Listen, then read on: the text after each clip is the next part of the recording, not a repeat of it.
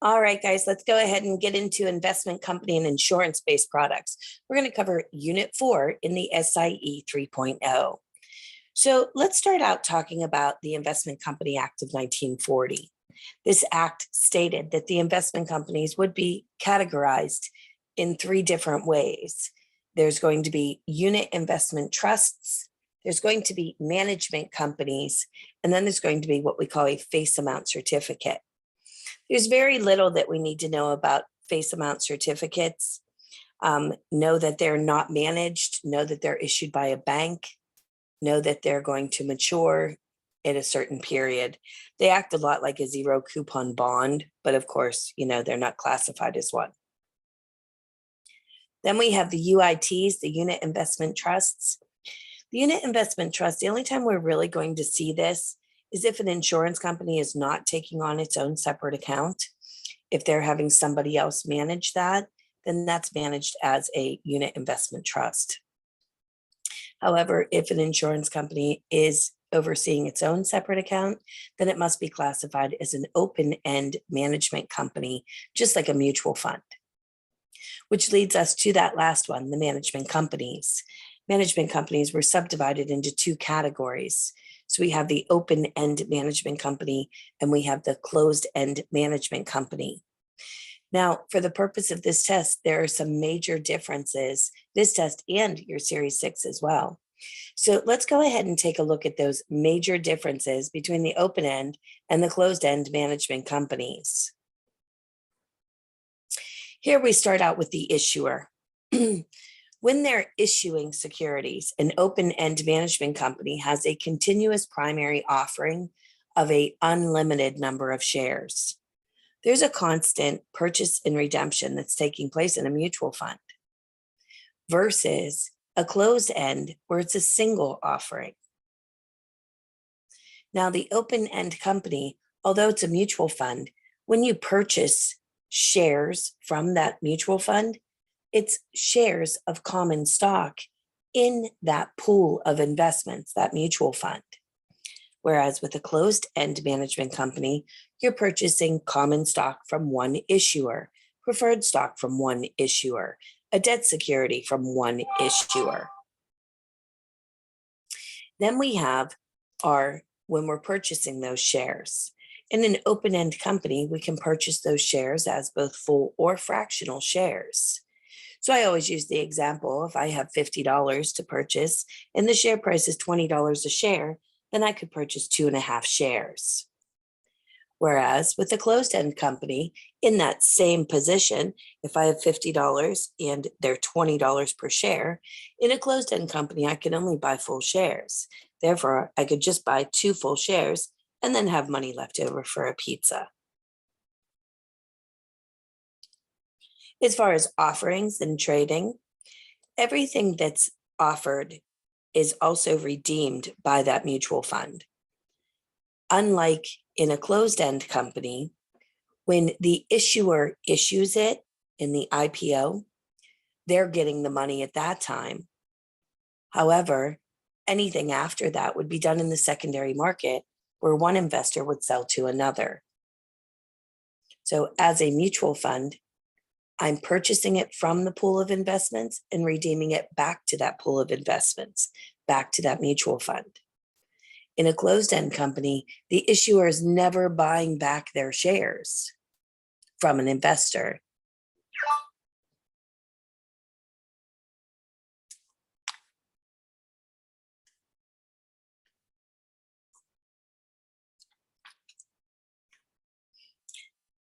Then we have our pricing. In pricing, a mutual fund is always going to be priced using a formula that goes NAV plus SC equals POP. So that's our net asset value plus our sales charge equaling our public offering price. In a closed-end company, there is no formula. Instead, the price is determined by supply and demand. So I always use the example of concert tickets. If I have a large supply of something that nobody really wants, the price tends to be low, like the lawn seats. Whereas if there's a low supply of stuff, like the front row seats, and everybody wants to sit there, then we can charge a premium price. The price tends to be high. It works the same way in the secondary market. And then, of course, each transaction would be commissionable. So it's the price determined by supply and demand, and then we add a commission.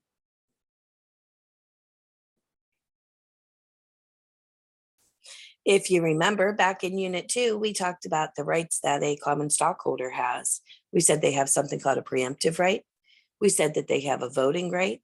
And then we said that they have a privilege, not a right, to receive a dividend in the event that the board of directors declares one. Well, here we can see that we have our dividends that are a privilege. We have our voting rights, but with an open-end company, there would never be a preemptive right. Remember, a preemptive right is your opportunity to maintain proportional ownership in the event of an APO. And clearly you can see that with our open-end companies, there's no IPO or APO that would then make it that you would be able to maintain any ownership in one particular company. Then we have our X date. Remember those 4 important dates, DERP? Well, the X date, the date that the stock will begin to trade, X or minus the dividend that's been declared, will be set by the board of directors for an open-end company. If you remember, in a corporate offering, this would be set by an SRO, like the exchange or FINRA, depending on where that security is trading. So I usually recommend that you get yourself some blank index cards and make some flashcards with this important information. Repetition is key to memorization.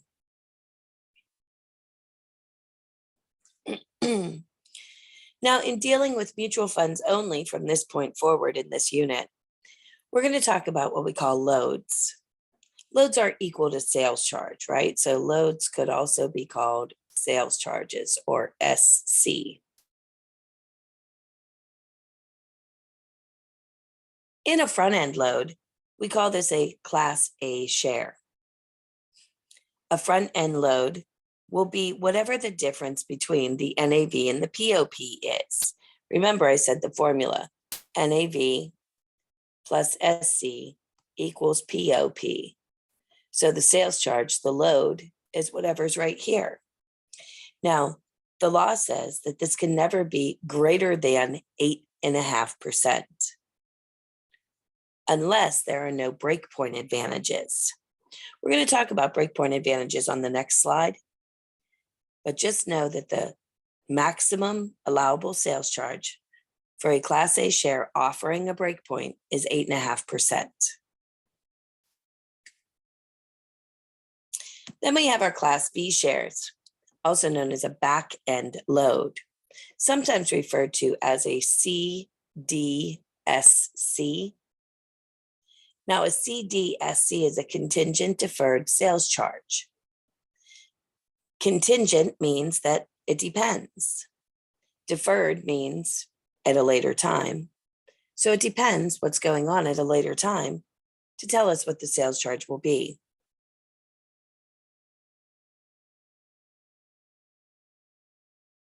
Let's use the example that I've put $3,000 into my mutual fund. And let's say 3 years later, I decide to totally redeem those shares. At that time, let's say my account value is $4,200. My sales charge will be based on the lower of the two. So my sales charge will be based on my cost basis, what I put in. If, when I redeem, that amount is lower than my cost basis, then now my sales charge will be based on that number. So it's the lower of my cost basis or what I'm redeeming, whichever is less. That's what my sales charge will be based on. Then we have our Class C shares. Our Class C shares are also referred to as a level load. And Class C shares will typically charge an asset-based fee of 1% per year. So when we think about that, a Class C share would never be appropriate for anyone that's going to hold the shares for a long period of time, right? If we're going to hold those shares for, let's say, 10 to 15 years, then we'd be looking at 10 to 15% in sales charges. That would never be appropriate.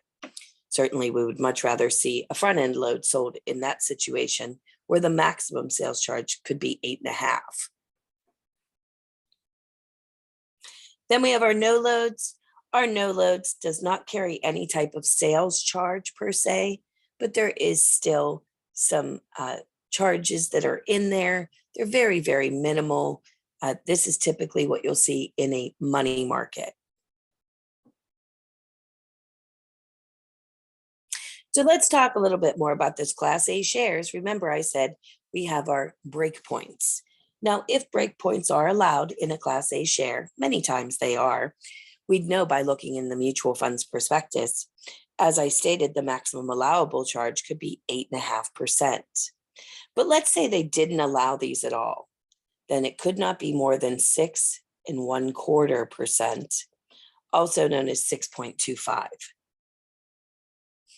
So any mutual fund that does not offer the breakpoints would not be allowed to charge more than 6.25. So what exactly is a breakpoint?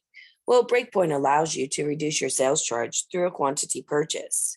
So when we're buying multiple, higher numbers of shares, then we're given lower sales charges. I always say it's kind of like going to Costco and buying in bulk. So here you can see if I've invested anywhere from $1,000 on up to, $1 on up to $999. Oh my goodness gracious, guys, sorry. Up to $9,999, then my sales charge could be no more than 8.5%. But if I just invest one more dollar, then now my entire sales charge for the entire investment would drop down to 7%. Of course, if I go above $24,999, it drops below to just 6%. Now, this, of course, can be a significant difference to somebody. There's multiple ways that we can achieve these breakpoints. One of the ways is by a combination. We can combine purchases with spouses, parents, minor children. Excuse me, I said that wrong. Parents with minor children, not our parents if they're adults and we're adults. So parents with minor children, we could use their accounts and different funds that are within the same fund family. So anytime that we see, let's say, an Invesco or a Franklin Templeton account that somebody wants to put money into, we're going to search to find out if they have other Franklin Templeton or Invesco accounts to use the combination privilege. Maybe a 529 plan for their child, or maybe their husband or wife has an account that has those types of funds in it. And we could reach those breakpoints by combining those assets. It doesn't necessarily mean it has to go into the same account. Another way that we can achieve these breakpoints is through something known as a letter of intent. Let's say that you contact me and you say, Emma, I would really love to, take advantage of that lower sales charge, but I just simply do not have that extra money. I could say, no problem. We could sign a letter of intent, and that letter of intent would allow us to be able to achieve that breakpoint by what I usually refer to as a promissory note. Okay. So in this case, you'd be promising the company that you would get over that threshold, whatever that number is. Let's say it's over the 9,999 in our example. I go ahead, I have you sign that letter of intent. And as long as you have placed the amount of money that overdoes that, reaches that breakpoint by the 13th month, then you receive the lower sales charge on that overall sale. Let's say that you say, you know what, Emma, I'd love to do that. It sounds like a wonderful idea, but I just don't have the money. Well, I'm allowed to backdate that letter of intent for up to 90 days. So I, of course, would inform you that if anything were to change in the next couple of weeks, to please let me know, and I'll come back into the home. We'll sign that letter of intent as if you made that decision today.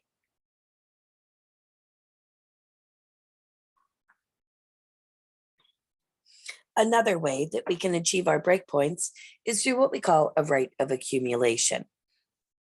Rates of accumulation is based on the account value. It's just growing. So let's say that initially when we did business, you only put $9,500 in, and we're not able to achieve that break point. But here we are a few years later, that account is now worth $10,100, and you're going to put an additional $1,000 in. That extra money you're placing in would receive the lower sales charge because you've achieved a break point through your account growing. Now, does it affect the sales charge you paid on the initial amount? No. It would affect ongoing sales charges for subsequent purchases.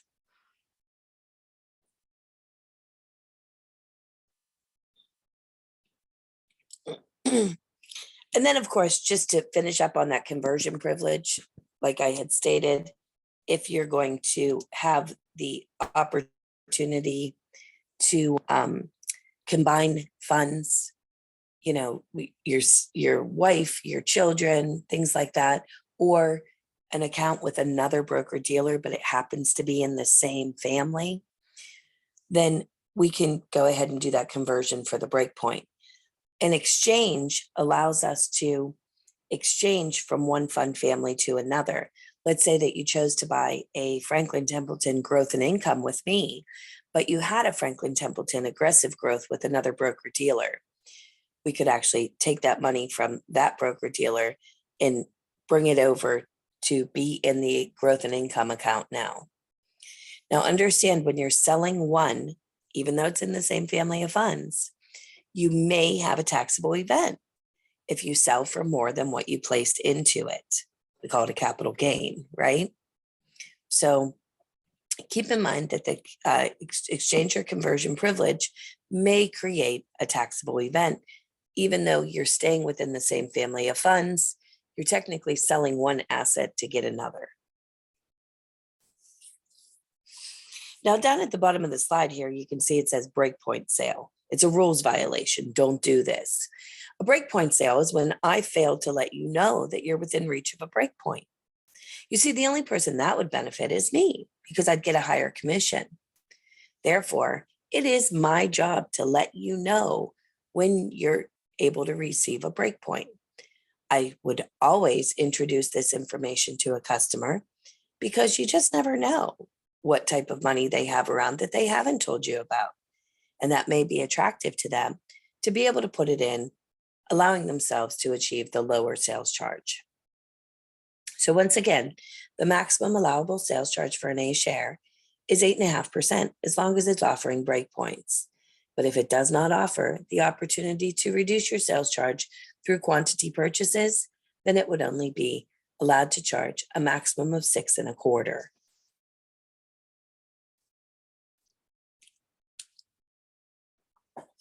Now, mutual funds, as I stated, have that formula, NAV plus SC equals POP. The net asset value, the NAV, is determined through what we call forward pricing, at least once per business day. For the purpose of the test, unless you're told otherwise, you'll assume that that's at the close of each trading day. The NAV of each share is discovered by first finding out what the NAV of the total fund is.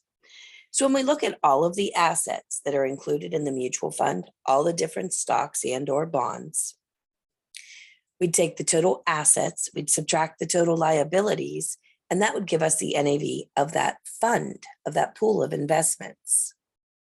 Then we take that number, the net assets of the fund, and we divide it by however many shares are outstanding.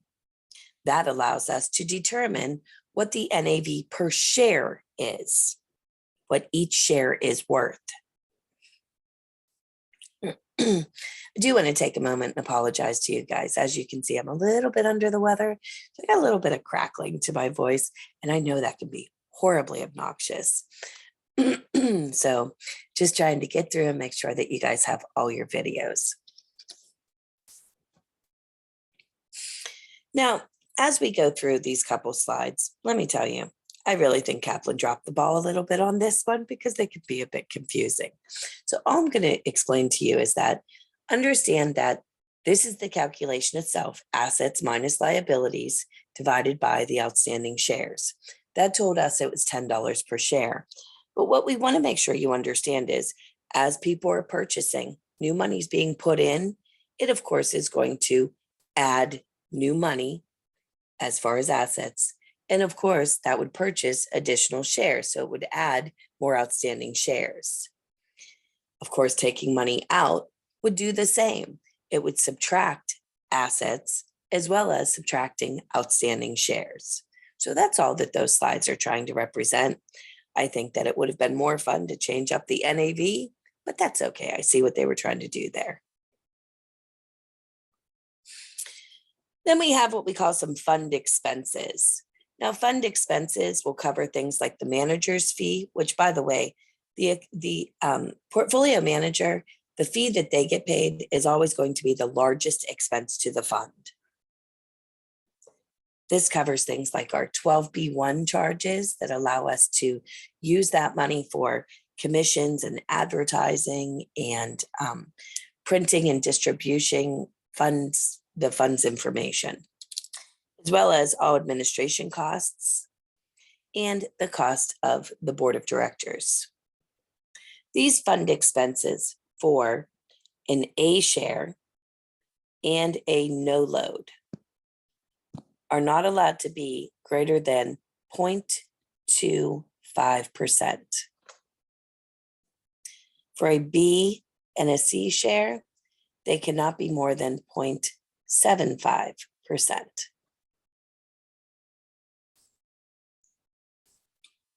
This is in addition to a sales charge. These are expenses that are charged to the fund.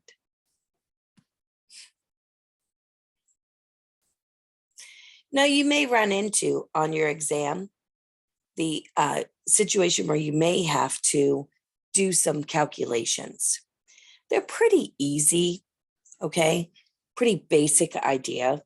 Here, if the NAV and the POP are known, so they'll tell you the POP is $10, the NAV is $9.50.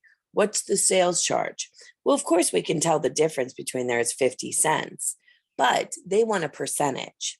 So all you do when you know the NAV and the POP, you take whatever the difference is, the 50 cents, and divide it by $10. If you pull out your cell phone right now and pull up your calculator, I would encourage you to do that. 0.50 divided by $10. And you should see an answer of 5%.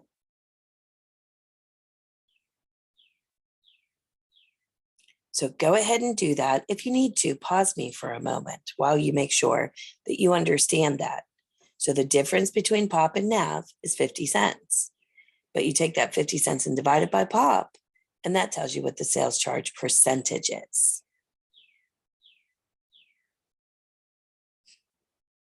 All right, so I hope that you've taken the time to do that. I do think it helps a lot to actually work it through.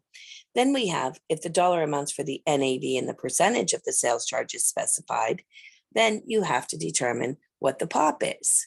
So pretty easy. They've given us the NAV. They said that it's $9.50. They tell us that the sales charge is 5%. Well, what we do here, anytime they give us the sales charge, we subtract that from 100, so it's now 95%. So all we do is take $9.50 and divide it by 95%. And that should give you $10. Again, I would encourage you, pause this or whatever you need to do to go ahead and work that through on a calculator. $9.50 divided by 95%. We got the 95% by subtracting the sales charge from 100. Great, so I would assume that you took the time to do that. Let's go ahead and do a few more. $9.50 and $10. They've given us the NAV and the POP. So we take the difference in between, the 5%, the 50 cents, and we divide it by POP. Here we have a difference. between the 22 and the 22.92. 92 cents divided by POP. Here we have a difference between 114 and 124.59. 10.59 divided by POP. And again, I hope you took a minute and just paused me throughout that time to be able to actually work those through on a calculator. Then, if we're given the NAV and the sales charge, we got to figure out what POP's going to be, right? So here they've given us the NAV of $9.50. 5% is the sales charge. We're going to subtract that from 100, so we know it's 95%.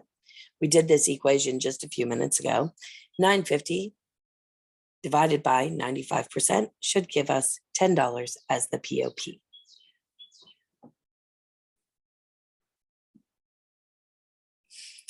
All right, last but not least, if we have to calculate the NAV. Now, this is kind of the rebel child. This one's going to be a multiplication. So pretty easy. If we have to work backwards and figure out what the NAV is because they gave us POP in the sales charge, we still do the same thing with the sales charge. We subtract it from 100, which of course gives us 95%. So we're going to take POP and we're going to multiply him by 95% now. And in doing so, we discover what the NAV would be. So once again, I would recommend that you go ahead and pause me and work that out. You can even come up with your own if you want to. You could just create POP in sales charges to discover what the NAV would be.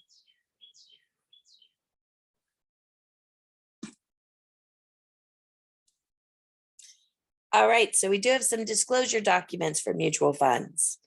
We know that a full prospectus, also known as a statutory prospectus, would be necessary for any time that we solicit a mutual fund. So we're to give this full prospectus at or before the time of solicitation.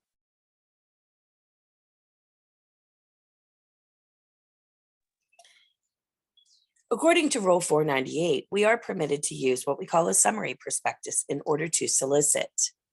This is kind of like the Cliff Notes of the full prospectus. If we use a summary prospectus in order to solicit business, if a transaction is going to occur, we would still be required to give the full prospectus to the customer by the settlement date.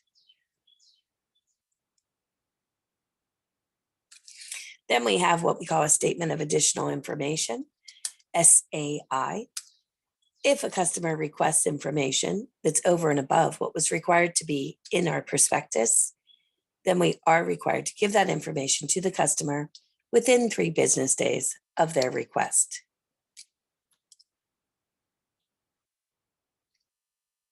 Then we have a rule called Rule 482. Rule 482 has to do with advertisements and securities. Here we have the omitting prospectus. Omit means to leave something else, and the prospectus is full disclosure. So if we're leaving out full disclosure, we would never have enough information to actually be able to do a transaction.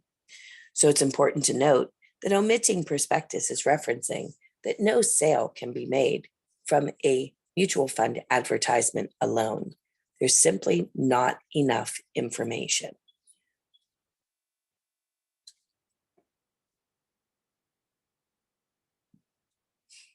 Then we have the conduit or pipeline theory.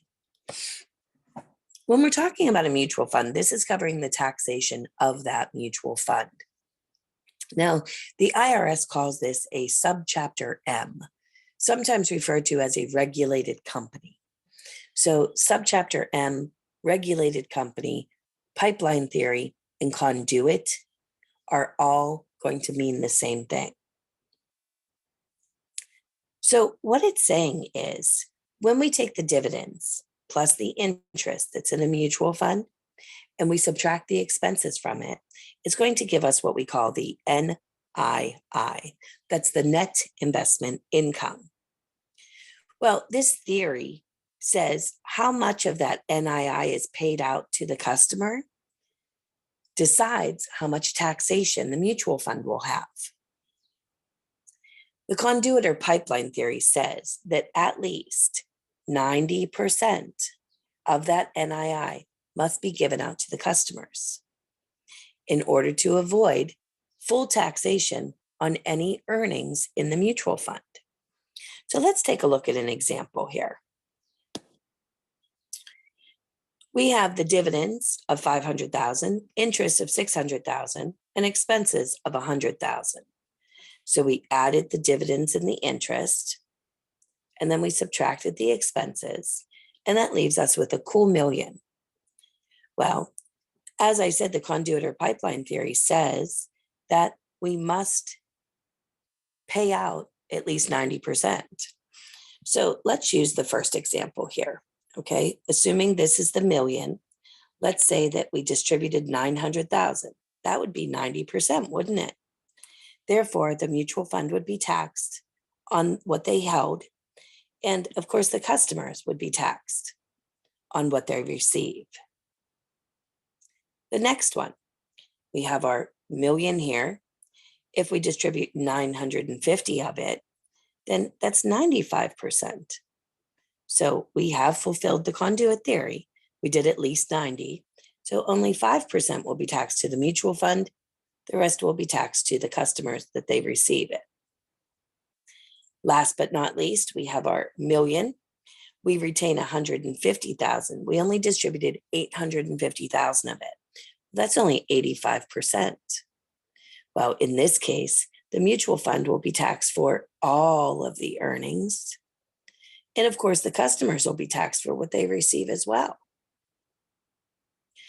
So in order to be considered a subchapter M, also known as a regulated company, the mutual fund must use the conduit or pipeline theory in order to distribute the net investment income.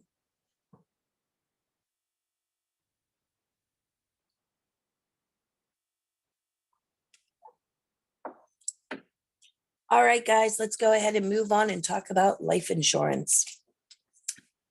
It's a pretty short unit, not a whole lot to learn here. You guys should already understand, but know more than anything that when we're talking about our life insurance and or annuities, we want to make sure that we understand that the reason why we cover these in this class is because of the variable products that exist. Remember, variable, there's a separate account. Variable products, you have to hold both a life insurance license as well as a securities license in order to market those products. So remember, we learned that annuities are designed to provide a retirement income, which means that once we've annuitized, it's going to basically budget out our money to us until the date of our death. If we take any withdrawals prior to annuitization, before we're age 59 and a half, then we are subject to a 10% penalty on that withdrawal, as well as taxation.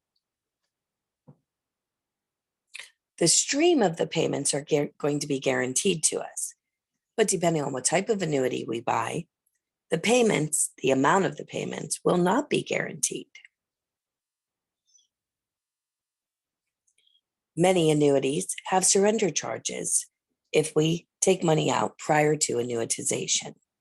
Typically, it works like in the first year, there's an 8% charge, second year, 7%, third year, 6%, and it goes down in a scale until ultimately somewhere around the 8th or 9th year, there's no longer a surrender charge.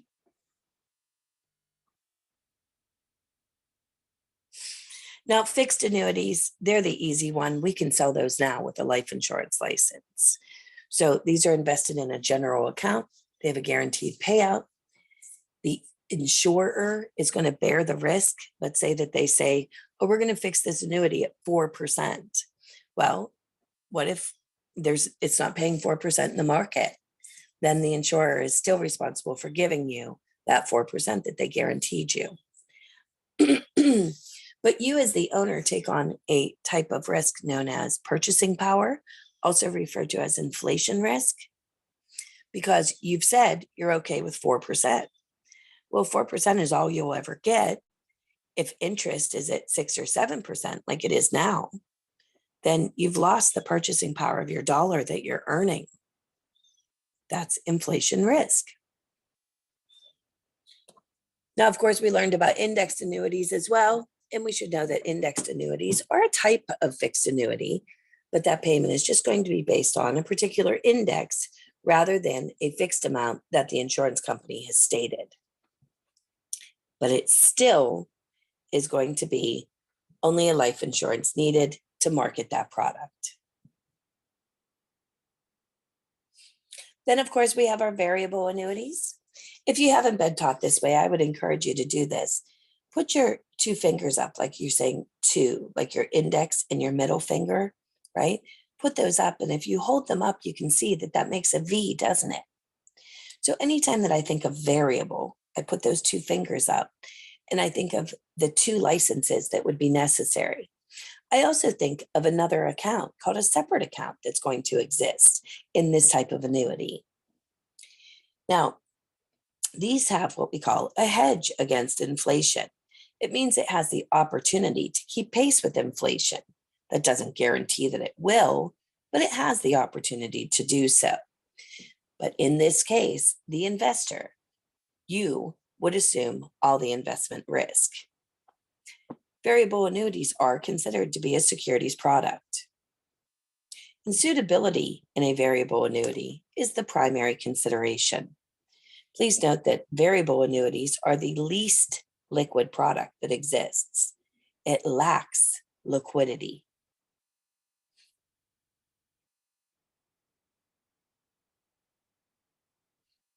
Now, when you learned about annuities, you should have learned them as a mountain, right?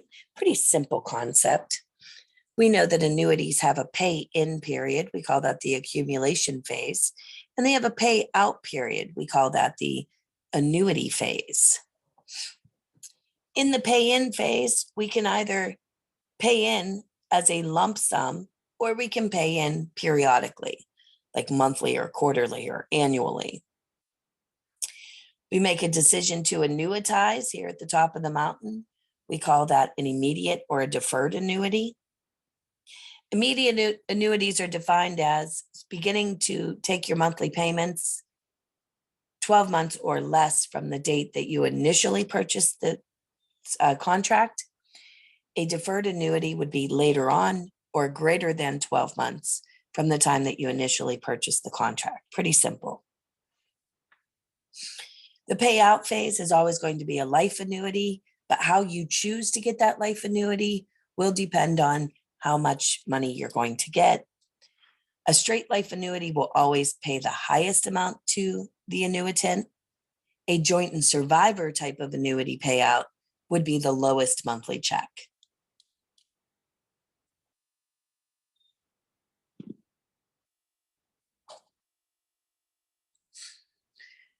So as I stated, we can pay in lump sum or we can pay in periodically. It's either going to be deferred or immediate. There is something called a bonus annuity, guys. A bonus annuity is nothing more than a promise to give you a chunk of money when you sign your contract, but you have to vest that money. Let's say that it says, oh, we're going to give you 5% bonus. You've put $100,000 in. We're going to hand you $5,000 today.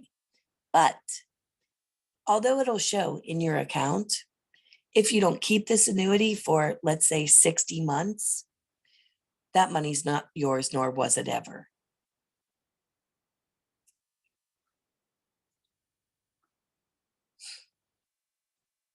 The maximum sales charge for an annuity is, there is no maximum sales charge. It just must be fair and reasonable, says the law. It is typically going to be sold with little or no sales charge because the surrender charges, of course, are going to keep you, that you'd leave your money in there, allowing the insurance company to make money.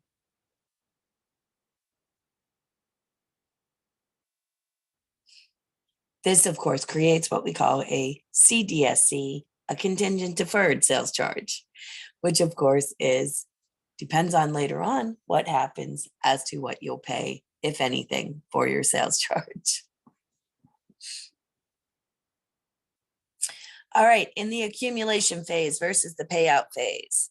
In the accumulation phase, when I'm purchasing units, I'm purchasing them with the money, of course, that I'm putting in to that separate account. Anytime that my separate account does greater than 0%, it allows the value to go up. So if if my separate account does 5% this month, I've earned 5%. If it does 3% next month, I didn't lose any money. I just didn't make as much. So I made 3%. If it does 0.02%, I've made 0.02%. But if it does negative 3%, now my account value would drop. I've lost money. Okay. So in the accumulation phase, anytime my separate account does greater than 0, then I've made money. Once we get into the annuity phase, something happens. So let's go ahead and take a look at that. Oh, we're going to skip that for a minute. Okay. So here we have our mountain. Imagine that there's a snow peak on this. Okay. An ice cap. In the annuity phase, we know, or excuse me, in the accumulation phase, we know anything greater than 0 makes money, right? But once these units cross over this cap, they annuitize, they become fixed or frozen into what we call an annuity unit. So now they can never grow in number again, but certainly the value would be affected. At this time, air exists. Now, I've never climbed a mountain, but I've seen it done on TV. So I always say that when you're climbing a mountain, there's no air, right? You know how if you're climbing and you're high enough in altitude, then you would require oxygen because your body the air's too thick, right? It's too dense, so you really can't take a breath. So there's no air when you're climbing the mountain, but once you cross over the top, now air is there. Air is an assumed interest rate.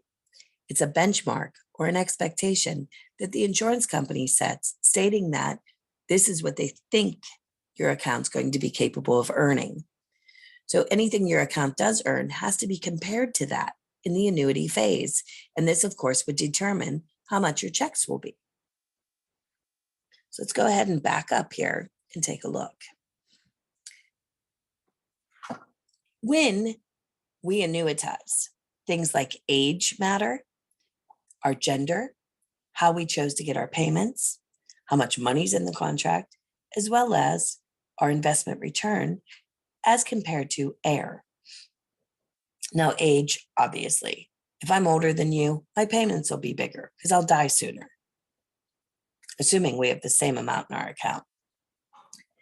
If you're a man and I'm a woman, same age, same amount in the account, everything else is the same, your payments will be larger because you're a man.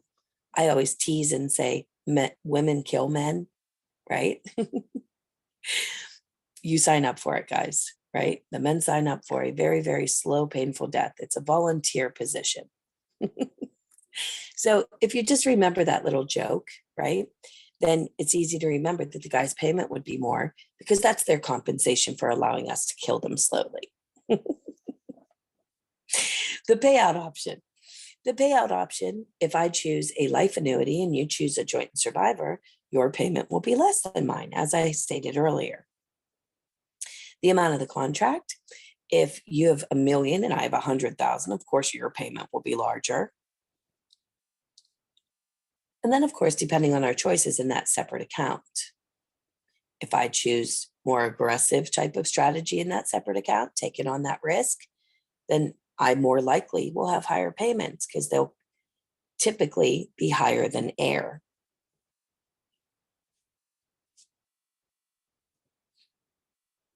You see, in that accumulation phase, as I had said, your account value increases or decreases based on what's going on in that separate account. But anything greater than 0 gives you value. Whereas in the annuitization phase, it depends on the performance compared to air. So if it is better than air, the payment goes up. If it's the same as air, the payment stays the same. And if it's less than air, then the payment goes down. So let's take a look at an example here.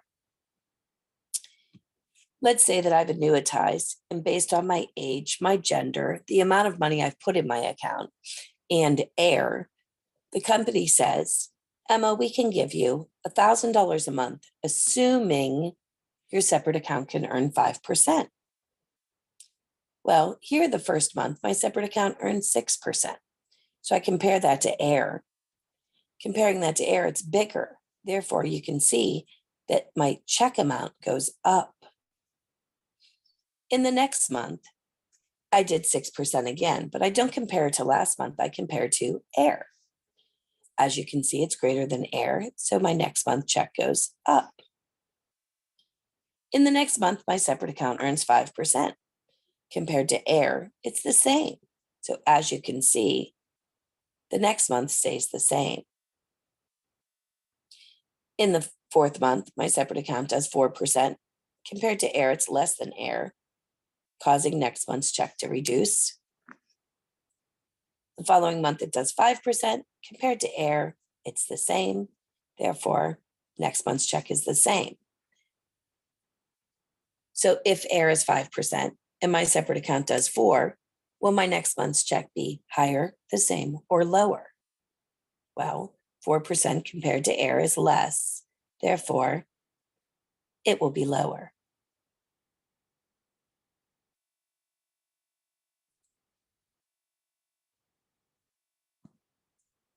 Remember, AIR only affects the annuity phase, not the accumulation phase. There is no AIR when climbing the mountain. Now, from a suitability standpoint, you should only be able to fund an annuity with cash that you have on hand. You'd never want to borrow money in order to fund an annuity. If someone is doing a lump sum immediate annuity, we call it single premium immediate, SPIA sometimes, SPIA. We don't go through suitability for that. For example, if I win the lottery and I decide to put it in an annuity and annuitize it today, I would not have to go through suitability. Any variable product, the customer would have to have tolerance for market risk. If they have no tolerance for averse, if they're risk averse, we call it, that means the opposite of risk. So they want safety. Okay. So the customer must be able to take on that risk. And we don't want to suggest an annuity to a customer until they've maximized their other qualified plans, like 401ks, IRAs, things like that. So here we have an example of some true or falses. Would we ever want to fund a VA with borrowed funds? No, absolutely not. Variable annuities are a good alternative for 401ks or IRAs? No, absolutely not. They're meant for a supplement to those. VAs are good for education savings? No, remember, they're not liquid. VAs are good for a risk-averse investor? No. Risk-averse means they do not want risk.